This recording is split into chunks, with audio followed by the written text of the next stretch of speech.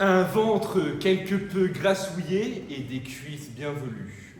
Sortant de sa modeste chambre, l'homme, à la peau blanchâtre, ouvrait d'une façon nonchalante et cynique l'armoire de laquelle il tint une serviette.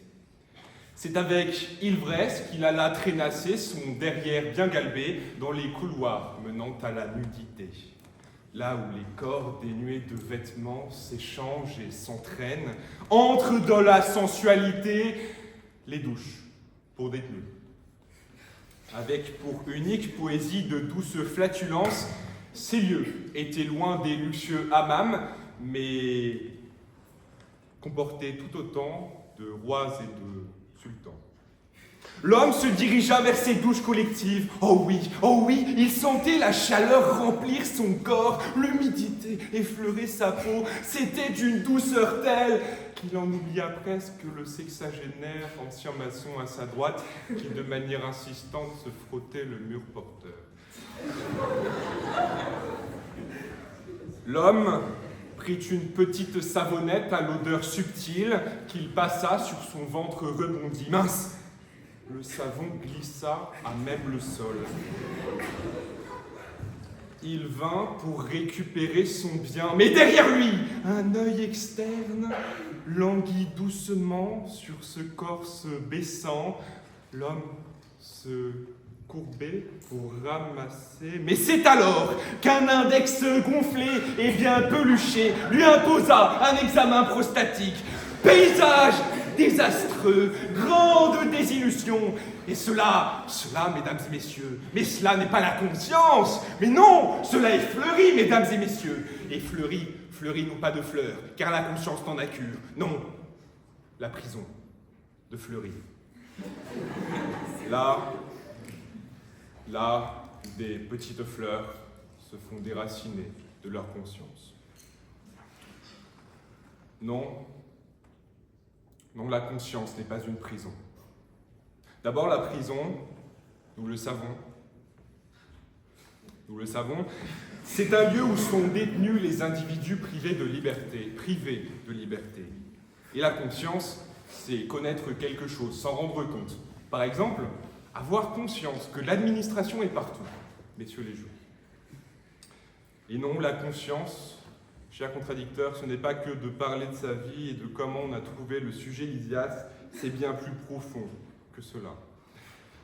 Maintenant, les définitions sont définies, mais la définitive est que l'obscurantisme s'est fourré dans ces lieux. Car mon cher contradicteur, avec sa remarquable éloquence notariale, nous a dit que, open the guillemets, libérez-vous de votre conscience.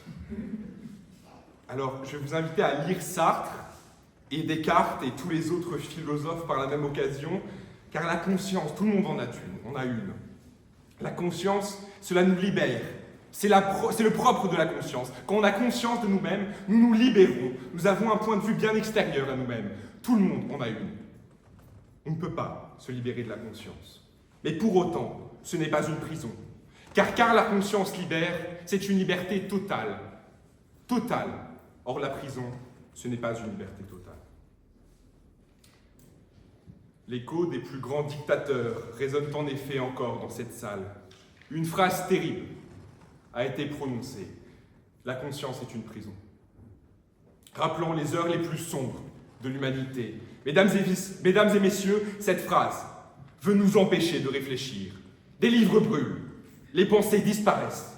Nous sommes dans Fahrenheit 451, où la conscience est combattue pour que l'homme devienne docile. Mais jamais, au grand jamais, la conscience ne peut emprisonner, restreindre, non. Sa nature est de nous libérer des chaînes de l'ignorance. La conscience, c'est le savoir. Et dire que le savoir, donc, est une prison, c'est purement de la censure. Car le savoir rend libre. Ouvrir une école, c'est fermer une prison. Mesdames et messieurs, connaissez-vous la différence entre l'homme et le bourricot? Eh bien, lorsque l'âne est situé à une exacte même distance d'un seau d'eau et d'une botte de foin, l'âne ne sait que choisir. L'âne a faim, l'âne a soif. Au foin, l'âne meurt, car l'âne ne sait pas choisir. L'âne est bête, l'âne est stupide. Ne soyez pas stupide. Car l'animal est confiné à ses instincts. C'est ça, sa prison. Mais nous, gens raisonnés, sommes doués d'une conscience. Et c'est cette conscience qui permet de nous libérer de nos instincts primaires. Car à la différence de l'animal, l'homme a conscience d'exister. C'en est fini de l'homo cavernus, plus proche d'un croisement entre ragondin et pigeon frisé. Non, nous sommes des êtres de raison, ego cogito ergo sum. Traduction, cela signifie que la conscience de soi-même est la base de toute vérité. La base de toute vérité. Et sur ce point, Descartes admet d'ailleurs que la conscience est infinie. Et l'infini n'est pas limité, ce n'est pas les 4 murs d'une cellule. Pourtant, on nous dit, oui, la conscience est une prison. Oui, je connais cette théorie. C'est le fantasme de Staline. Hein. Un énorme goulag, infini, avec toute l'humanité dedans. Magnifique. Hein. Fini les Moritos, les Marlboro, non, mais bienvenue à Guantanamo, en fait. Waouh. C'est pourquoi, par tous ces motifs, j'accuse mon contradicteur d'avoir diffamé contre la conscience et par ce procès de vouloir asservir l'homme afin qu'il devienne aveugle de sa situation.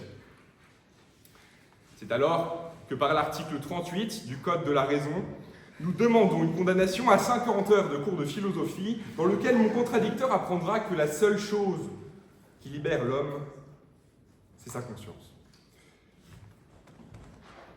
Mais au-delà des arguments et développements, au final, soyons heureux de cette conscience. Vivons-la, pour ceux l'ayant seulement vécu. Chérissons-la, pour ceux n'en ayant pas. Oui. Pensons à toutes ces personnes, condamnées à la folie à perpétuité, à ces personnes coincées dans un coma, et à ces hommes, à ces femmes qui ont perdu toute conscience.